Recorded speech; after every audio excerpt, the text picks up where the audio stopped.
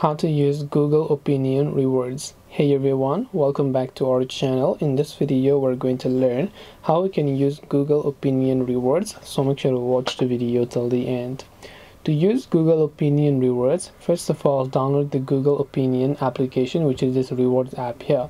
So once you download the Google Opinion Rewards, currently I don't have any rewards, but if you want to earn more rewards, you can choose to simply follow the instructions that they say. So you can use some survey. You can earn more rewards by turning on your location history, or earn more rewards by simply setting up your profile, and then you can tap the three lines option and go to reward history to view any of the history that you want to view of, and from there you will be able to view your rewards. This way you can use Google Opinion Rewards. Hope this video was helpful. If you have got any more questions, queries or doubts, feel free to leave them down below. Thank you for watching till the end of this tutorial, and see you soon in the next video.